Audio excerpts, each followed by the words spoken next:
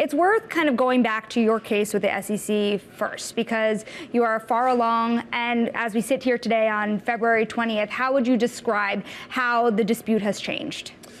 Well, look, I think for whatever reason, the SEC decided to make Ripple their first major case around this. And look, the reality prior to the case, we had been advocating for more clarity around the rules and regulations. And the good news has been other countries around the world have leaned into that and codified what should the rules and regulations, what's unique about crypto that needs to be changed. The SEC, frankly, has just hired more litigation that, what we call regulation through enforcement. And it really just started suing lots of people. And what's unfortunate is they have lost consistently. They lost the Ripple case on everything they cared about. I mean, even the soundbite you just had up, your Chair Gensler is saying that a lot of these are securities. What the courts have said in the cases they have brought, and certainly the case with Ripple and the token XRP, the court determined that XRP is not in and of itself a security. When do you think that this will finally no longer be an overhang for you guys? You're one of many companies that are fighting the SEC at this point in time, but when can you call this an all clear? And do you think that this will make it so far as to reach higher courts? Well, hard to predict whether it's going to reach higher courts. On everything we cared about, we won against the SEC. Will the SEC appeal and move it up the courts? We'll see. They sought approval to do what's called an interlocutory appeal. The courts denied that also. The case against me personally and Chris Larson personally was dismissed entirely with prejudice. So, look, from my point of view, the SEC has lost consistently. They lost the Grayscale case. I think if you're following the Coinbase case, the tone from the judge is, I think, pretty skeptical about some of the SEC's arguments. It stops, I think, when the SEC either realizes they're losing consistently, or you have Congress lean in and writes new legislation. That's probably going to be hard in an election year. Maybe we'll see legislation around stablecoins this year, but I'm hopeful and we'll continue to advocate in Washington. Well, you mentioned the Grayscale case, Brad, and it's Kaylee in Washington. Obviously, that was pretty instrumental in ultimately the SEC granting approval to not just Grayscale's conversion to a spot ETF, GBTC, that is, but spot Bitcoin ETFs more broadly. I'm sure you've seen there's buzz out there about potentially an XRP ETF being in the future. What do you make of that speculation? Well, Kaylee, good to see you. I think it only makes sense there will be other ETFs. It's a little bit like, the earliest days of the stock market. You don't really want exposure to one stock or one company. You want to typically think about diversifying risk and what have you. And so I think we will see other ETFs. When we will see them is hard to predict.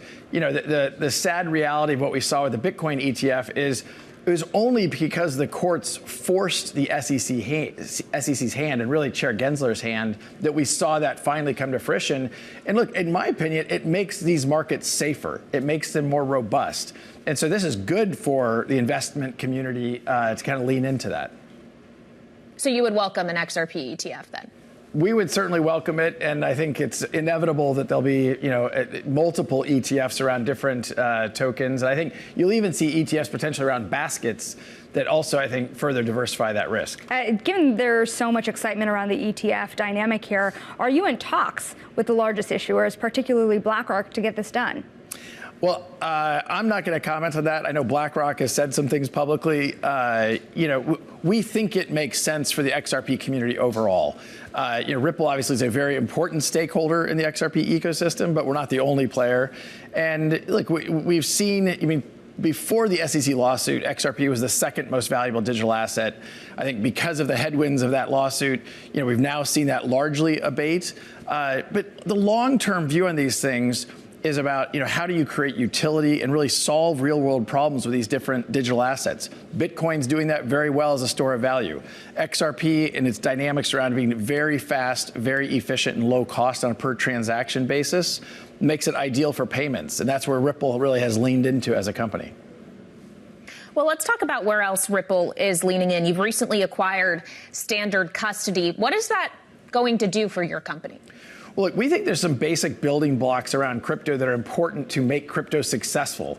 Custody is an important part of that. For institutions to be able to custody both their own as well as their customers' digital assets, we think is very important. We've made 2 acquisitions over the last year in this space. One was a company in Switzerland, and then more recently, the Standard Custody. Standard Custody in particular has a trust license here in New York, which also makes it very valuable. Everything we have done at Ripple is compliant first. And I think this year, 2024, with FTX behind us, with some of the Binance dynamics largely behind us, I think has to be a compliant first mindset for all of the crypto industry. How far can your foray into custody really go? You think about what's happening with Coinbase and its role in custody when it comes to these ETFs. How do you envision your role in custody expanding over time? Well, look, it's a pretty fragmented market today. Coinbase is a player. You have I don't know, 5 or 10 players that have small pieces of market share. We already have signed up with Ripple's custody solution, HSBC. We have BBVA, a leading partner of ours called Zodia. So, we feel very good about the momentum we have to kind of the larger banking infrastructure. But we also intend to compete at a more regional financial institutions, as well as with some corporates who are starting to look at custodying their own crypto also. Brad, as we have this conversation with you, Nikki Haley, the Republican presidential candidate, is giving a state of the race speech in South Carolina with that primary just days away. She says she's not going anywhere. She has no plans to quit the race. But just a few weeks ago on this show, Tim Draper, of course, a pretty prominent Bitcoin investor, was talking about what kind of president she could be, what she could do for innovation like digital assets. And I just wonder, as Ripple is looking ahead to 2024, how consequential do you think ultimately who's in the White House, what the composition of Congress could look like as well down the ballot will be in deciding the future of digital assets? Is there anyone you would support? Well, look, at the most macro level, I think it's incredibly important that the U.S. regain a leadership position around crypto regulation. We are a laggard. We are behind other major countries like the UK. I mean, the European Union as a 27-country membership is ahead of us. They've gotten 27 countries to agree to things that we as one country can't get our arms around. So I think it's very important. Over 20% of the U.S. population already has direct or indirect exposure to crypto, and so it only makes sense that it's an issue. As you probably know, Ripple, Andreessen Horowitz, and Coinbase put together a super PAC, and we've each put $25 million behind it to support candidates that are pro-crypto and pro-constructive regulation and engagement, really being pro-innovation but protecting consumers at the same time. I think that for a lot of politicians, crypto has become a soundbite where they don't really understand how crypto works, and they say things that actually don't even back up with facts. So, I do think it's a campaign issue. Ripple has leaned into that. I personally, my donations are bipartisan, but certainly pro-crypto, and that'll continue to be the case.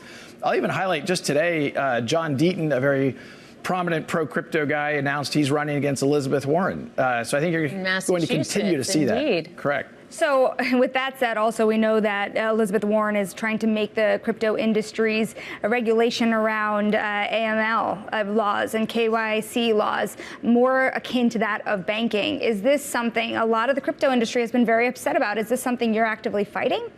Oh, no. On the contrary. I would actually argue that Elizabeth Warren has it wrong. If you sign up on Coinbase, you have to get KYC, know your customer. You have to go through a verification process of providing your licenses, and they do that verification. And as I said before, the vast, vast, vast majority of people who are in the crypto industry are good actors who want to play by the rules. We need to know what those rules are sometimes. But the KYC and AML are not rules that are confusing, and I find that the vast majority of the industry players are already leaning into that. I think Elizabeth Warren wants us to believe that those are things that somehow crypto is circumventing, but that's not the real world.